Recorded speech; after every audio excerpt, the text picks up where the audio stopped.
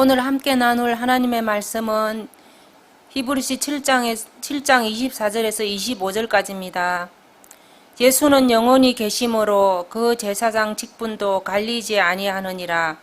그러므로 자기를 힘입어 하나님께 나아가는 자들을 온전히 구원하실 수 있으니 이는 그가 항상 살아 계셔서 그들을 위하여 간구하심이라. 아멘. 우리는 매년 이맘때가 되면 예수님의 부활하심을 기념하고 기뻐합니다. 함께 모여서 예배에 참여하고 많은 일들을 또 함께 나누기도 하죠. 부활절 자체는 굉장히 기쁜 날입니다. 그 대체적으로 그날에는 교회에서도 많은 행사들이 있기 때문에 분위기 자체도 굉장히 기쁠 수밖에 없죠. 그런데 부활절이 딱 지나가고 나서부터는 우리에게 그런 부활의 감격을 좀처럼 찾아볼 수 없습니다. 그냥 일상이 되어버리는 것이죠. 매년 한 번 있는 부활절. 그날은 예수님의 부활을 기념하고 그 외에는 그냥 우리가 살아야 되는 삶을 살 뿐입니다. 그러다 보니까 부활절은 이미 2000년 전에 있었던 과거의 한 사건일 뿐이고 우리에게는 매년 한 번 기념하는 절기로 그칠 때가 많죠. 하지만 예수님의 부활 사건은 역사적으로는 과거에 한 번 일어난 일인 것이 맞지만 그것은 결코 과거형으로 끝나지 않습니다. 우리는 현재를 기준으로 해서 과거와 미래를 구분하죠. 하지만 하나님은 영원히 살아계시기 때문에 그분에게는 우리가 생각하는 것과 같은 어제나 내일이 있을 수가 없습니다. 하나님께는 모든 시간, 모든 날이 영원한 오늘, 영원한 현재인 셈이죠. 그렇기 때문에 예수님의 사역 또한 과거의 그 속죄 사역으로 끝난 것이 아니라 영원한 현재형의 사역으로 이해해야만 합니다. 얼핏 와닿지 않을 수가 있어요. 이미 예수님께서는 한번 십자가 대속의 은혜를 우리에게 베푸심으로 말미암아 우리의 속죄와 관련된 모든 일을 다 이루셨는데 그럼 매번 예수님이 십자가에 달려 돌아가셔야만 하고 매번 우리는 회개하고 그때마다 예수님이 우리의 죄를 대속해 주셔야만 한다는 의미일까요? 그렇지는 않습니다. 우리는 이 부분에서 예수님이 어떠한 사역을 하고 계시는지를 다시 한번 숙고할 필요가 있습니다.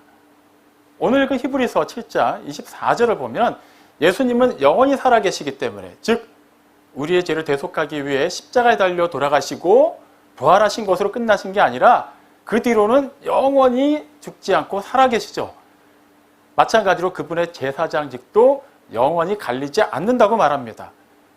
영원히 살아계신 분이 우리의 대제사장이시기 때문에 그분의 대제사장직도 영원히 바뀌지 않는다는 의미예요.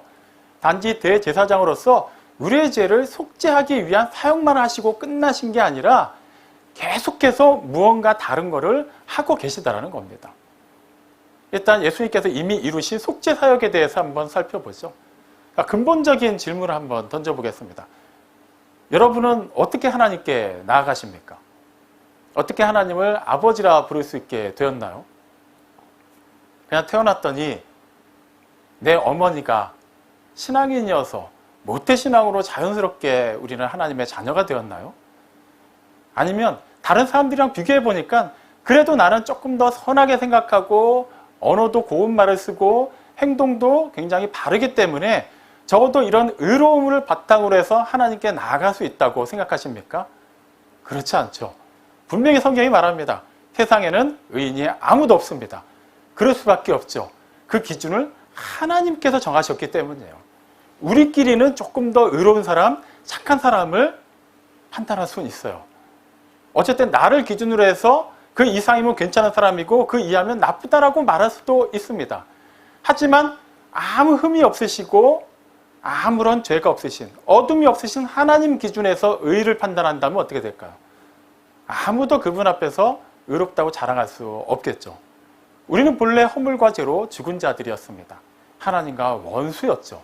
그랬던 우리가 어떻게 하나님과 영원히 분리되어 있지 않고 하나님께 나아갈 수 있게 되었고 그분을 아빠, 아버지라 부를 수 있게 되었습니까? 예수님께서 그 정답을 제시하셨기 때문이에요. 요한복음 14장 6절을 통해서 분명하게 말씀하셨죠. 내가 곧 길이요 진리요 생명이니 나로 말미암지 않고는 아버지께로 올 자가 없느니라. 오직 예수님을 통해서만 우리는 하나님께 나아갈 수 있습니다. 예수님께서 길을 놓아주셨어요. 양의 문이 되어주셨죠. 그렇기 때문에 그분이 성육신하셔서 살아내신 삶과 십자가에 달려 돌아가신 그 죽음과 부활하셔서 영원히 살아계신 그 모든 사역이 통전적으로 우리로 하여금 하나님과 우리 사이에 막혔던 담을 허물게 하시고 그 끊어졌던 관계를 연결시켜 놓으신 겁니다.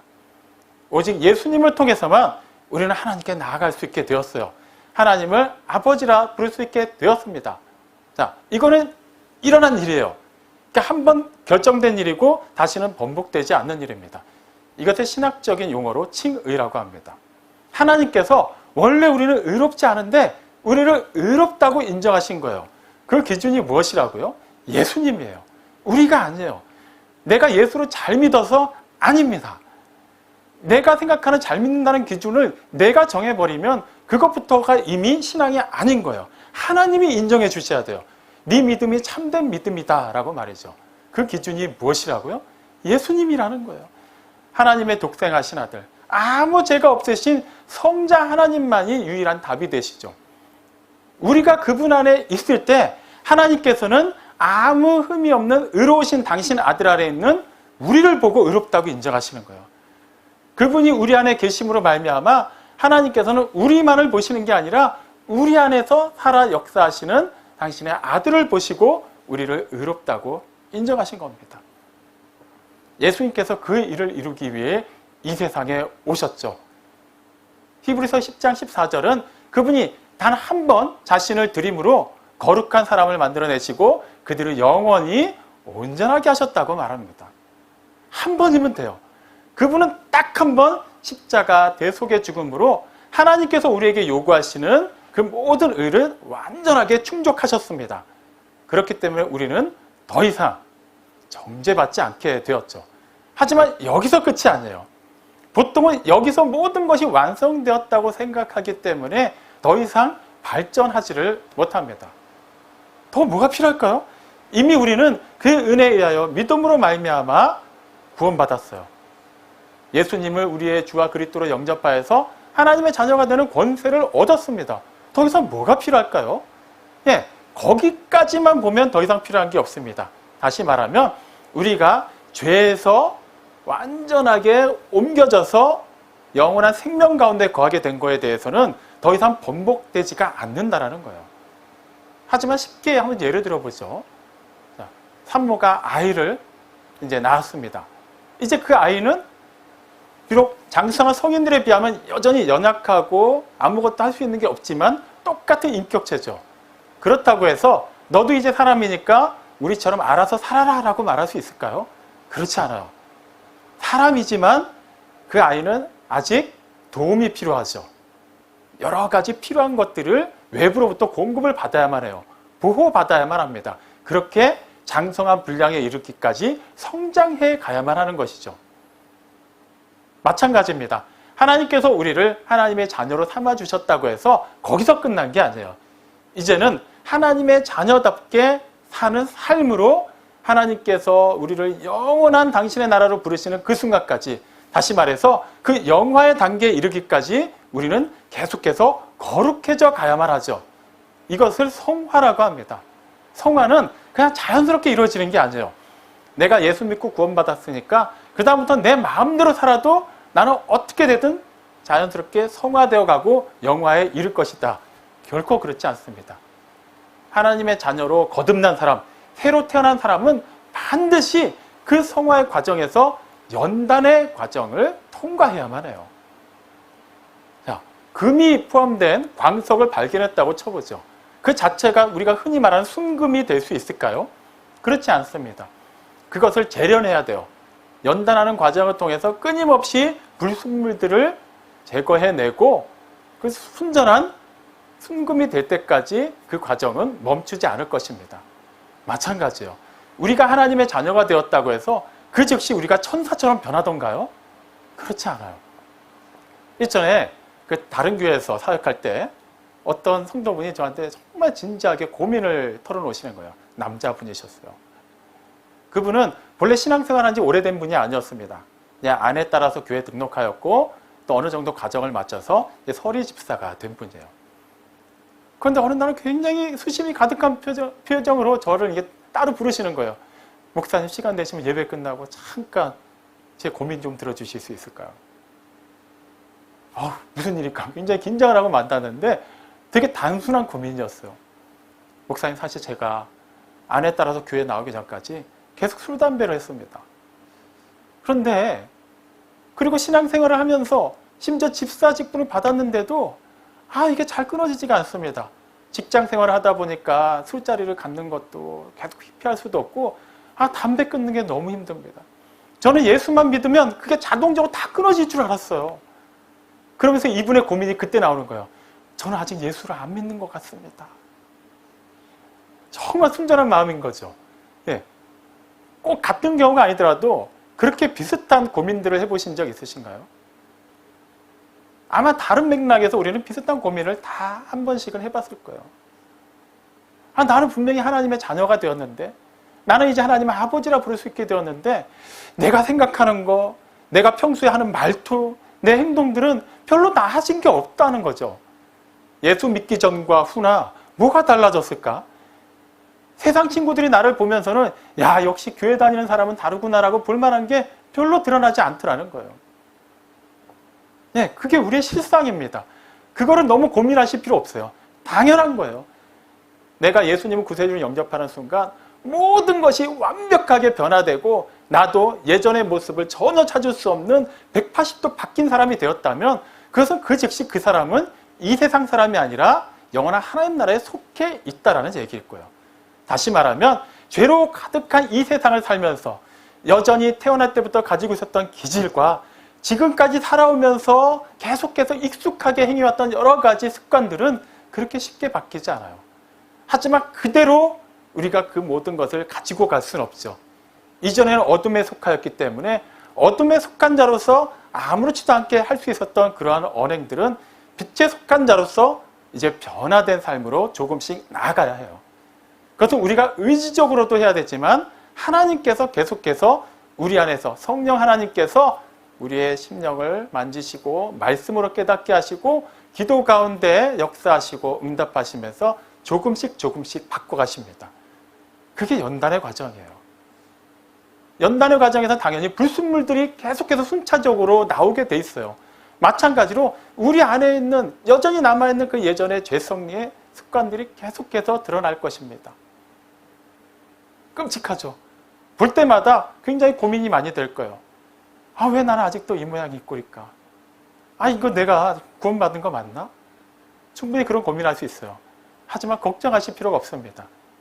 예수님께서는 단 한 번 자신의 내어주신 것으로 우리 모든 사람을 완전하게 바꿔주셨어요.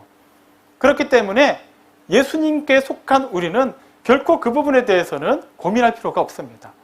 예수님의 속죄 사역은 우리의 영혼 구원과 관련한 모든 것을 다 충족하였기 때문이에요. 자, 여기까지만 보면 그렇다면 어쨌거나 내가 계속해서 성화되어가는 과정 중에 어떠한 고민을 하더라도 내가 구원받은 거에 대해서만큼은 고민할 필요가 없겠다라는 것은 확신할 수 있어요. 그런데 그 다음이 문제죠. 예수님은 영원히 제사장으로 살아계시다라는 거예요. 영원히 제사장으로 계시다라는 것은 영원히 제사장 직분을 감당하고 계신다라는 거죠. 제사장으로서 속죄 사역은 이미 완성하셨습니다. 그럼 그 다음에는 어떤 사역을 하고 계시는 걸까요? 예수님의 현재 사역은 로마서 8장 34절을 통해서 확인할 수 있어요. 우리의 죄를 대속하기 위해 죽으셨을 뿐만 아니라 다시 살아나신 예수님께서는 지금 하나님 보좌 우편에 계십니다. 뭐라고 계실까요? 우리를 대신해서 하나님께 간구하고 계십니다. 현재형이에요. 그냥 딱 한 번 2000년 전에 간구하시고 십자가 달려 돌아가신 것으로 그분이 하신 일이 다 끝났다는 것이 아니라 속죄 사역과 관련해서는 끝났지만 우리를 위한 중보 사역은 제사장으로서 계속해서 하고 계신다라는 거예요. 이미 구원받았고 하나님의 자녀가 되었고 우리가 영원한 하나님 나라에 속한 것은 변하지 않는데 굳이 더 이상 하나님께서 우리를 위해서 하실 일이 무엇이 있을까요? 좀 전에 말씀드린 성화를 다시 한번 살펴볼 필요가 있어요. 그 과정은 단지 우리의 죄성이 드러나고 그것이 다듬어지고 씻어지고 그런 과정만을 거치지 않습니다. 계속해서 치열한 영적 싸움을 하는 것도 포함되어 있어요. 우리는 본래 어둠에 속해 있었죠. 공중 권세 잡은 마귀의 자녀였습니다. 당연히 마귀의 자녀일 때는 마귀가 우리를 건드릴 필요가 없어요. 고슴도치도 자기 새끼를 그렇게 이뻐한다는데 마귀도 마찬가지예요. 자기 수하에 속한 사람들을 그렇게 이뻐합니다. 그냥 그렇게 세상적으로 살도록 계속해서 막 부추기고 어떻게든 필요한 것 막 채워줘요. 그러니 하나님을 찾을 이유가 없겠죠. 그런데 하나님의 은혜로 이제 하나님의 자녀가 되었습니다. 이제 마귀 입장에서 어떻게 될까요? 얼마 전까지 자기 밑에 있었고 자기가 하라는 대로 다 하고 살았는데 갑자기 자기와 완전히 다른 편에 서게 됐어요. 그냥 어느 정도 타협점도 없고 180도 다른 전혀 뒤룩일 수 없는 방향에 서버렸습니다. 가만히 놔둘 수가 없겠죠. 계속해서 우리를 공격하고 미혹할 것입니다. 그래서 에베소서 6장 12절은 마귀의 관계를 능히 무찌르기 위해서 하나님의 전신갑주를 취하라고 말하죠. 그냥 하나님의 전신갑주를 취하고 가만히 있으면 된다는 얘기가 아니죠. 그것을 무장하고서 우리는 마귀를 대적해야만 해요. 자, 싸움은 이제 우리가 하는 거예요. 그러면 하나님께서 주신 그대로 그 말씀을 따라 우리가 살아내는 거니까 이제부터는 우리의 힘으로 하는 것일까요? 그렇지 않습니다. 이것 또한 하나님께서 우리를 통해 하시는 일입니다. 출애굽기 17장 9절 이하를 보면 르비딤에서 이스라엘과 아말렉이 전쟁한 이야기를 볼 수 있어요. 그때 모세는 여호수아에게 장정들 가운데 이제 사람들을 뽑아서 아말렉과 싸우라고 말해요. 그리고 자기는 하나님의 지팡이를 들고 산 꼭대기에 섭니다. 실제 전장에서는 누가 싸우고 있습니까? 여호수아가 싸우고 있어요. 모세는 뭐 칼을 든 게 아니에요. 하나님의 지팡이를 들고 있을 뿐이에요. 그런데 이 전쟁에 관한 기록을 보면 흥미로운 게 있어요. 보통 다른 전쟁에 관한 기록들을 보면 그 인원이 기록되는 경우가 많아요. 뭐 이스라엘 쪽은 몇 명, 뭐 상대 쪽은 몇 명 이런 식으로. 대체로 보면 이스라엘 쪽이 숫자가 불리한 경우가 많아요. 그럼에도 불구하고 뭐 극적으로 또 승리하는 이야기들을 많이 볼 수 있어요. 그런데 이스라엘과 아말렉 사이의 전쟁에는 그런 기록이 나와 있지 않아요. 그런데 그 전쟁 중에 승패가 어떤 영향을 받고 있냐 하면 모세가 하나님의 지팡이 들고 손을 들고 있으면 전세가 이스라엘에게 유리하게 흘러갑니다. 그런데 그가 좀 팔이 아프거나 지쳐서 손을 내리면 전세가 아말렉에게 유리하게 흘러가요. 그래서 아론과 훌이 돌을 가져다가 모세를 앉히고 좌우에서 각각 모세의 팔을 이렇게 받쳐들고 모세의 손이 내려오지 않게 합니다. 그렇게 밤늦게까지 모세가 하나님의 지팡이 들고 손을 들고 기도한 결과 이스라엘이 아말렉을 이기게 되죠. 다시 정리해 볼까요? 지금 전쟁 한가운데에서는 여호수아가 가장 앞서서 싸우고 있어요. 장정들이 자기의 목숨을 내놓고 싸우고 있습니다. 그런데 그 싸움의 승패가 무엇에 의해 갈리고 있나요? 모세가 손을 들고 있느냐 내리고 있느냐에 따라서 갈리고 있어요. 그럼 단지 모세가 하나님의 지팡이 들고 있으면 그 지팡이 자체가 전쟁을 이기게 하는 힘이 있어서 그런 능력을 발휘한 걸까요? 그렇지 않아요. 그냥 나무 가지에 불과할 뿐입니다. 모세의 그 중보 기도를 통해서 하나님께서 역사하신 거예요. 하나님의 백성이 행하는 모든 싸움은 이처럼 하나님의 싸움입니다. 하나님께서 당신의 백성들을 세우셔서 대신 싸우시는 거예요. 근데 그 과정에는 필히 중보가 있다라는 거예요.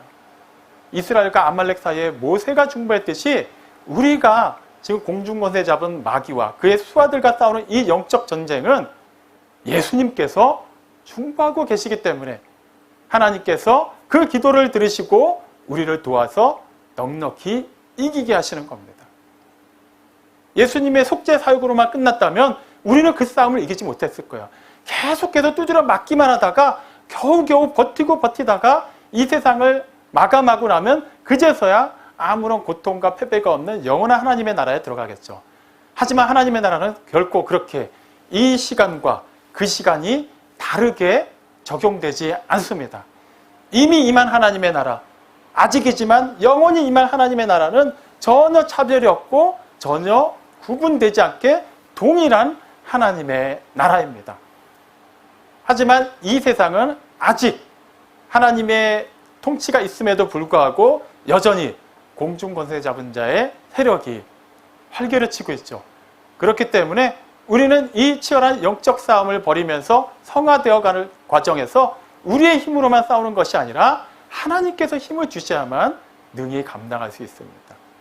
그것은 예수님께서 기도하고 계시기 때문에 확실히 이루어지고 승리할 수밖에 없다는 것이죠. 이런 맥락에서 오늘 읽은 히브리서 7장 25절 말씀을 살펴봐야만 해요. 예수님께서는 그를 힘입어 하나님께 나아가는 자들을 온전히 구원하실 수 있습니다. 이것은 단지 우리를 죄에서 생명 가운데로 영원한 은혜와 사랑 가운데로 옮겨주시는 것만을 위한 것이 아니라 이미 영원한 생명을 받은 자로서 그 삶을 이 세상에서 살아낼 때에도 끊임없이 적용되고 있다는 거예요. 하나님께 나아가는 자를 능히 도우십니다. 능히 구원하십니다. 현재형이에요. 우리는 한번 하나님께 나아갔고 그 다음부터는 우리를 이 세상에서 부르실 때까지 그냥 아무렇게나 방황해도 되는 존재들이 아니에요. 계속해서 우리는 한 걸음씩 그 천성을 향해서 하나님을 향해서 나아가고 있습니다. 우리의 발에 힘을 주시고 우리가 분명한 목적지를 지향하며 나갈 수 있는 그 모든 것은 하나님께서 이끌어 주시는데 예수님의 기도를 통해 역사하신다는 거예요. 우리의 대제사장이신 예수님께서는 어떤 분이셨습니까? 히브리서 4장 15절에 보면 우리와 똑같이 시험을 당하신 분이에요. 하지만 죄가 없으시죠. 그리고 우리의 모든 연약함을 다 동정하실 수 있는 분입니다. 우리의 모든 사정을 다 아시는 분이에요. 사람의 몸을 입고 이 땅에 오셔서 그냥 혼자만 거룩하게 사시지 않았어요. 그분도 가난하게 사셨죠. 배고프기도 하셨고 목말라 하기도 하셨어요. 사람들에게 배신당하기도 하셨고 미움을 당하기도 하셨어요. 슬퍼하기도 하셨고 피곤해하기도 하셨죠. 슬퍼하며 우실 때도 있었고 기뻐하실 때도 있었어요. 우리가 느낄 수 있는 모든 감정 예수님이 몸소 다 체험하셨어요. 너무나도 우리를 잘 알고 계시기 때문에 그분이 지금 하나님 보좌 우편에서 우리를 위해 중보하신다면, 그리고 그 확실한 중보를 하나님께서 듣고 계시다면 누가 우리를 하나님의 사랑에서 끊을 수 있겠습니까? 연단의 과정 가운데 그리고 그 속에서 치열한 영적 싸움을 할 때마다 우리는 계속해서 드러나는 우리의 죄성 때문에 우리 자신에 대해서 염증을 느끼고 실망할 때도 있을 거예요. 그때마다 마귀가 교묘하게 우리를 공격할 겁니다. 마귀의 공격이라는 게 꼭 어떤 크고 누가 보더라도 알 수밖에 없는 그런 큰 일로만 역사하지 않습니다. 오히려 은밀하게 침투해서 전혀 의식하지 못할 때 우리를 쓰러뜨리려고 하는 작전을 더 많이 구사하죠. 베드로전서 5장 8절은 마귀가 우는 사자처럼 두루다니면서 삼킬 자를 찾고 있다고 말해요. 마치 마귀가 막 사자가 으르렁대는 것처럼 누구라도 알 수 있게 활동하는 것처럼 기록되어 있지만 맞아요. 하지만 그것은 꼭 그렇게 큰 것만을 말하지 않습니다. 예를 들어 보죠. 우리가 아까도 말씀드린 것처럼 신앙생활을 하면서 어떠한 이렇게 고질적으로 우리 자신에게도 변화되지 않는 모습을 볼 때, 아니면 어떠한 외부적인 요건에 의해서 고난을 당하거나 어려움을 당할 때 낙심할 때가 많죠. 우리 자신에게 실망할 때도 많아요. 근데 그런 생각이 지나치다 보면 어느 수준까지 이르게 되냐 하면, 과연 내가 하나님의 자녀가 맞을까? 내가 구원받았는데 왜 이런 생각을 하고 이런 말을 할까? 나는 왜 여전히 행실에 변화가 없을까? 하나님이 나를 자녀 삼아주셨는데 나에게는 왜 이렇게 어려운 일만 닥치는 것일까? 하나님과 우리 사이를 우리 스스로가 의심하게 되는 경우까지 이를 때가 있죠. 그러니까 얼핏 보면 굉장히 진지한 신앙 고백처럼, 아니면 신앙 고민처럼 보일 수가 있어요. 하지만 그렇지 않습니다. 하나님과 우리 사이의 사랑은 그 어떤 것도 끊을 수가 없어요. 분명히 기억하시기 바랍니다. 로마서 6장 9절은 다시는 죽음이, 다시는 사망이 예수님을 주장하지 못한다고 말합니다. 단 한 번 십자가에 달려 돌아가실 때 그 순간만큼은 사망이 이긴 것처럼 보였어요. 하지만 궁극적으로 사망이 패배했죠. 예수님은 그 사망 권세를 깨뜨리고 부활하셨기 때문이에요. 그리고 영원히 살아계시기 때문에 더 이상 사망은 예수님을 주장하지 못합니다. 그렇다면 예수님과 연합한 우리, 예수님께 속해 있는 우리, 예수님과 더불어 하나님의 상속자가 된 우리를 사망이 끊어낼 수 있을까요? 예수님으로부터 분리시켜낼 수 있을까요? 그럴 수 없습니다. 사자가 으르렁대는 것처럼 우리를 미혹하는 소리를 낼 수는 있어요. 그러고도 네가 하나님의 자녀냐? 네가 이렇게 힘들게 사는데 하나님이 정말 살아계시다면 왜 너를 이렇게 가만히 놔두실까? 왜 도와주시지 않을까? 이런 말도 안 되는 말은 할 수는 있어요. 하지만 우리를 삼키지는 못합니다. 결코 우리를 하나님의 사랑에서 끊어낼 수 없습니다. 영원히 살아계신 우리의 대제사장이신 예수님께서 계속해서 우리를 위해 중보하고 계시는 이상 우리는 그 낙심되는 상황, 그 시험드는 상황 속에서도 반드시 이겨낼 수 있어요. 극복할 수 있습니다. 어떠한 일로 지금 고민 가운데 계십니까? 계속해서 지속되는 문제로 인해서 낙심 가운데 계신가요? 로마서 8장 37절 말씀을 기억하십시오. 이 모든 일에 우리를 사랑하시는 이로 말미암아 우리가 넉넉히 이기느니라. 우리가 이긴다고 말해요. 우리 힘으로 아니죠. 우리를 사랑하시는 이로 말미암아 그분이 우리를 위해서 계속해서 중보하시고 우리를 위해서 죽으셨을 뿐만 아니라 영원히 우리를 떠나지 않으시고 성령 하나님께서 우리 안에 내주하시며 성자 하나님께서는 하나님 보좌 우편에서 우리를 대신해서 우리의 모든 것을 이미 경험하신 자로서 우리의 속사정을 다 하나님 앞에 내어놓고 기도하고 계십니다.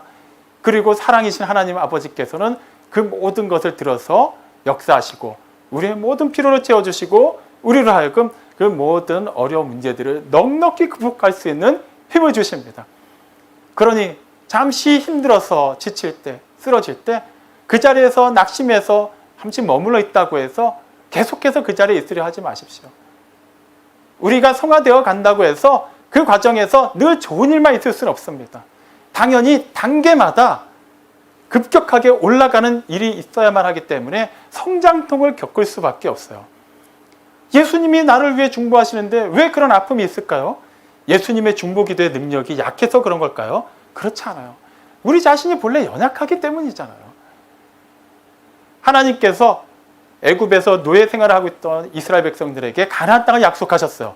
약속하셨어요. 그리고 모세를 보내셔서 그들을 이끌어 내셨습니다.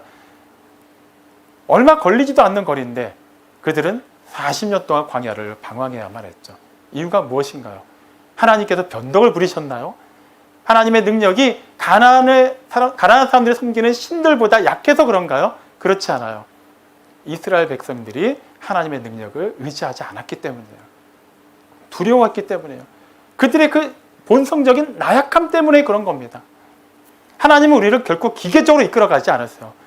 마치 장난감에 건전지를 넣으면 그 장난감이 전원이 공급되는 동안 알아서 움직이는 것처럼 그렇게 우리에게 역사하지 않으십니다. 인격적으로 소통하십니다. 우리에게 말씀하시고 또 우리에게 주신 그 자유의지를 통해서도 우리가 어느 정도 활동할 수 있는 그 영역을 인정하세요. 우리의 연약한 모습이 드러날 때마다 그것을 그때마다 막 혼내시고 어떻게든 막 꺾으셔서라도 억지로 끌고 가지 않으세요. 때로는 우리가 다 양 같아서 각기 그릇된 제 길로 갈 때 때로는 놔두시기도 하십니다. 하지만 궁극적으로는 우리를 하나님께서 예정하신 그 길로 이끌어 가시죠. 그렇기 때문에 우리는 사망의 음침한 골짜기를 다닐지라도 해를 두려워하지 않습니다. 그 상황 자체는 우리를 죽이려고 으르렁대지만 우리 곁에 하나님이 함께 하시기 때문이에요. 그리고 그 길을 걸어갈 때 우리로 하여금 우리의 발에 힘을 주시고 우리가 분명 목적지를 주목하고 나아갈 수 있도록 예수님께서 기도하고 계시고 성령님께서 이끌어주고 계시기 때문에 우리는 이 세상을 살아가면서 때로는 아프기도 하고 속상하기도 하고 재정적인 어려운 문제로 사람 사이의 관계상의 어려움으로 고민할지라도 그것으로 인해서 우리가 계속해서 실패자로 머물지는 않습니다. 요한일서 2장 1절이 분명히 말하죠. 누구든지 죄를 범하면 우리를 위해서 하나님께 대신 변호해 주시는 분이 계시다고 합니다. 곧 의로우신 우리 주 예수 그리스도이십니다. 막 죄짓고 살아도 된다는 얘기가 아니에요. 우리의 연약함 때문에 어쩔 수 없이 드러나는 그러한 죄성, 그 과정에서 넘어지기도 하고 시험 들기도 하고 때로는 하나님을 원망하기도 하는 그런 상황에서도 하나님은 우리를 내버려 두시지 않아요. 예수님이 우리를 대신해서 변호해 주고 계시기 때문에 우리가 얼마나 연약한 존재이고 이 상황에서 누구라도 그렇게 탄식할 수밖에 없음을 누구라도 괴로워할 수밖에 없음을, 누구라도 잠시나마 세상을 기웃거릴 수밖에 없는 그러한 연약한 존재들임을 예수님이 다 알고서 하나님께 지금 우리를 대신해서 변화하고 계십니다. 그러니 다소간에 시험드는 일이 있을지라도, 상처받은 일이 있을지라도 그 시간은 너무 길게 끌고 가지 마십시오. 할 수만 있다면 그런 일이 없는 것이 가장 좋겠지만 우리는 결코 완전한 존재들이 아닙니다. 영화의 단계에 이를 때까지 그 일은 계속해서 다른 모양으로 우리의 삶을 통해서 나타날 거예요. 하지만 그 자리에 주저앉지 마십시오. 잠깐 넘어졌지만 다시 털고 일어나십시오. 우리를 사랑하시는 이로 말미암아 우리는 넉넉히 이겨낼 것입니다. 사랑하는 성도 여러분, 지금까지 살아오면서 많은 고민이 있었고 많은 아픔이 있었을 것입니다. 그때마다 우리는 하나님의 도우심으로 극복할 수 있었어요. 사실 진지하게 생각해 보면 과연 하나님이 도와주긴 하셨나 하고 의심이 드는 순간도 있을 것입니다. 하지만 걱정하지 마십시오. 그런 생각 자체로 억지로 떨고 내려가지 마십시오. 그 생각 자체도 그대로 가지고 하나님께 나아가십시오. 예수님을 힘입어서 하나님께 나아가면 우리는 그 모든 무거운 짐을 완전하게 내려놓을 수 있게 될 것입니다. 그리고 예수님께서 주시는 짐, 우리가 결코 감당하지 못할 시험이 아니라 넉넉히 감당할 수 있는 그 짐을 지고 예수님께서 알려주시는 그 길을 기쁨과 자유함으로 걸어갈 수 있게 될 것입니다. 구약의 대제사장은 이스라엘을 속죄를 위해서 1년에 단 한 번 속죄 제사를 드릴 뿐이었지만 우리의 영원하신 대제사장이신 예수님께서는 영원히 살아계시면서 영원히 우리를 위해 중보하고 계십니다. 넉넉히 이겨낼 수 있도록 우리에게 새 힘을 주고 계십니다. 담대하게 주어진 삶을 살아내십시오. 세상을 승리하신 예수님, 부활하시고 영원히 살아계신 예수님께서 우리와 함께 하시고 우리의 전부여 소망이 되어주십니다. 그분과 함께 주어진 삶의 지경을 넓혀 나가십시오. 하나님 나라의 확장을 위해서 아름답게 여러분의 전 존재를 내어 맡기십시오. 그렇게 할 때 하나님께서 우리를 통해 역사하십니다. 그리고 하나님의 크고 놀라운 일이 우리 각 사람의 삶을 통해, 몸을 통해, 이 믿음의 공동체를 통해 아름답게 이루어질 것입니다. 기도하십니다.